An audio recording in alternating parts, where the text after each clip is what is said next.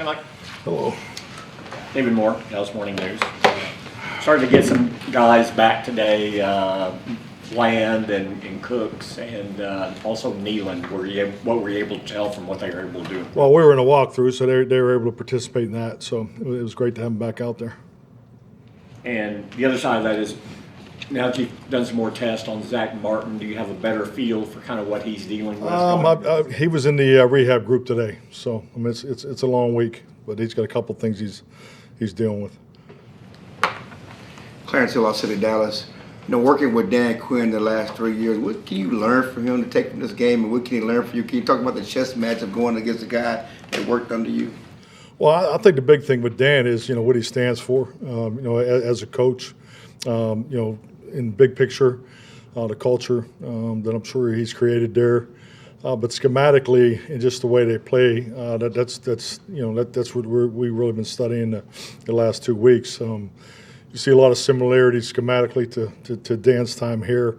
I think Joe Whitt's done a really good job of putting his variation onto it, and how he's calling it is a little different than the way naturally, which is normal, different than the way Dan called it. Definitely fits Joe's personality. Joe and I were together 12 years, so I think it's when I watch them play. I definitely see Joe's influence on how he likes to play the game. Offensively, I think Dan going with Cliff was an excellent choice because Cliff does a great job schematically challenging you. Their teams play the right way, so it's a team that's playing really good football. They're doing a good job taking care of the ball, taking it away, things like that. So they're having a good year. Elaborate on what Joe does different from Dan that you see on film that you know from the past. You're going to have to watch the game, Clarence. Not what you're going to do, this is what they do. I'm just saying. Hey, maybe for the first time in my time here in the history of my tenure, that we'll just try to keep it under wraps for one day. So. Jerry's on the radio tomorrow. Okay, 12 hours. So.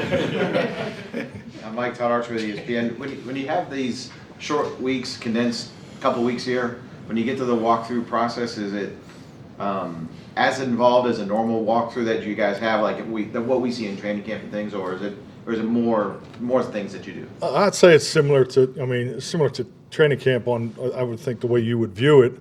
I'll say this, the walkthroughs, not just in my time here, and I think, frankly, since the pandemic, probably even started before that with the CBA changes, the intensity, the specificness, the detail in the walkthroughs have greatly improved. Now I'm talking, from years and years ago, because you have to walk through so much more in today's game, 17-game season. Being a team that plays on Thanksgiving every year, so you get this stretch of 3 games and in a short period of time. So all those things apply. So and the point I'm trying to make is I think our guys do a really good job of really locking into the details of the walkthroughs. It's not a stepping point and I got that guy, type deal. It's there's footwork being coached. There's there's specifics of the motion landmarks. The reaction. I think our look teams, especially the group that we have, with our coaches, on our offense first, that look team defense. So the involvement and the intensity of it has been really good. So I actually feel very confident when we have to go through a practice like this. Now it took me, it was new for me to be in this mode every year. Playing, because first couple of years we had the Thursday too. So, but to be in this format has really helped us, and I think it really helps you take care of the health of your football team for the longevity of the season. And we've been able to carry that over into our training camp training, and I think it's helped us improve in that space too, because of the 12-hour rule, the 11-hour rule that you have in training camp. So, walkthroughs are critical, and in the involvement, how you do them. The number of reps that you do, and so you have to, it's a big part of how we train. We talked to Brandon Cooks today, and he said he wants to see guys more joyful through the process, and hopes his return can kind of help with that a little bit. What is it about his personality or makeup do you think that brings that energy? Well, I mean, it comes to him very natural. I mean, Brandon brings a lot of joy to whatever space he's in. He just has that type of magnetic personality. He's a joy to work with. He loves the process. The thing that I've always enjoyed about Brandon is the number of different experiences that he's had, the number of places he's worked, and how open he is. And you talk about a man that pays it forward, both personally and professionally. He's an incredible example of that. So, but yes, it's great to have him. I mean, he's been here, but to have him out on the field today, I mean, you definitely feel his presence. John Machado with The Athletic. Dante Fowler, Dorrance Armstrong left here, go there.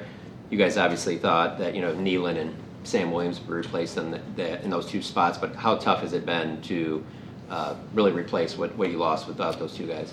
Yeah, I mean, I don't look at it that way. I mean, those guys went with an opportunity, that they felt they needed to do, and everybody's situation is different. I mean, I'm proud of those guys. They're playing very well. Dante's, off the charts. DA is so damn consistent, in the way he's played. So yeah, I mean, just the video I've seen of him, so I've been very impressed. But that's how this game works. The financial component, it changes your team every year. I mean, that's why this is always such a challenge. It changes the dynamic. But I'm happy that they got a great opportunity, and I hope they play like shit Sunday. So. Nick Harris, Forward Star Telegram. I'm sure it's been a frustrating process for Deron Bland, but how have you kind of seen him go through the process, and how important will it be getting him back on the field? Yeah, Deron, I mean, I think he's, gosh, we miss him, number one, and it'd be great to get him back out there. But this has been a tough return to play for him. So just hopeful that he can cross that threshold, and today was a big day to have him out there. But yeah, he's, every injury is different, and he's the type that he's going to do whatever he can to get out there. So, I'm just hopefully he can complete the process. And on the broadcast from Sunday, we saw Dak up in the booth. How has he been able to kind of help in games? The biggest thing with Dak is just really having him there for support, and he's he sees things just like all quarterbacks, and especially you look at the wealth of knowledge that he has through experience. It's great to have another set of eyes up there. You want him to always be involved. In my view, he's still the face of the locker room. And it's a commitment that he takes a lot of pride in, and he still goes to the meetings. He's starting his rehab process on a limited basis that he can. So I mean, he was here today, so he's still putting in the time. Come, Mike. Yesterday, John was pretty down when I asked about Marquise Bell. Is there any update about his status? Yes, he's going to have surgery, in the near future. So, you talk about a young man that's been just so consistent, has done whatever we ask him to do to go play linebacker last year for as much as he did. I think speaks volumes. But he's been one of John's core guys, just since the day he arrived here. So, we'll definitely miss him this year. Josh. Mike, Josh Tolentino, Lone Star Live. CD popped up today with a foot. Did he sustain that during the game? And also, is there any concern about that? Yes, but he practiced today. So, but I think he'll be okay. Yeah. And then just as a follow-up to the last question, with John's response being up here, just I guess could you list like a couple traits of just like how he's able to connect with players? Because that felt like a pretty rare moment for him to kind of reflect on what Marquise said. Oh yeah, I mean, John Fossil's an outstanding human being. Number one, he lives it. He grew up in this profession, so he knows, on a personal level, from every angle. You look at the experience of his father, who's an outstanding coach in this league, and in all the different generations of players that he's been exposed to. So John does a great job connecting, and like I said, Marquise has been one of his key guys since the day he arrived here. I mean, that young man has played a lot of hard-nosed, tough football for us, and obviously it's very important to John. Clarence. Getting back to Washington D.C. for a minute, you had him in Green Bay. I I know it's a competitive thing. Do you feel good about the success he's had, and can you talk about, was there any consideration of having Joe Whitt, having him as a DC here? Yeah, I'll say this about Joe. I think Joe's an outstanding football coach. I'm proud of him. I am looking forward to competing against him. I think, like all of us in this league, you look forward to these opportunities. But this is long overdue for Joe.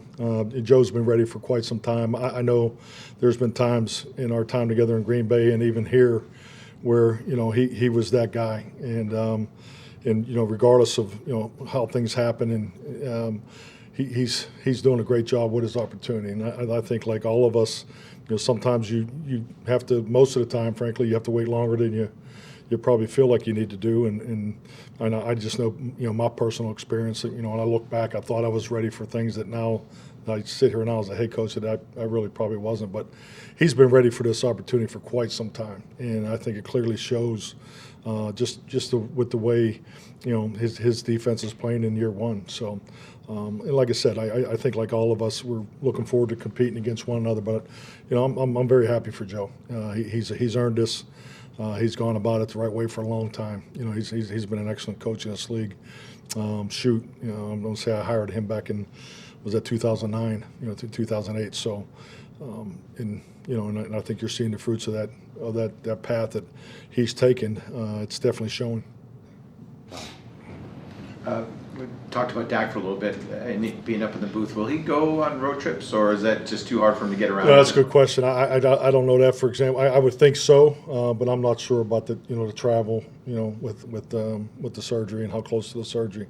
That's a good question. That it? All right. Good. Thank you, Mike. All right. He's got to run.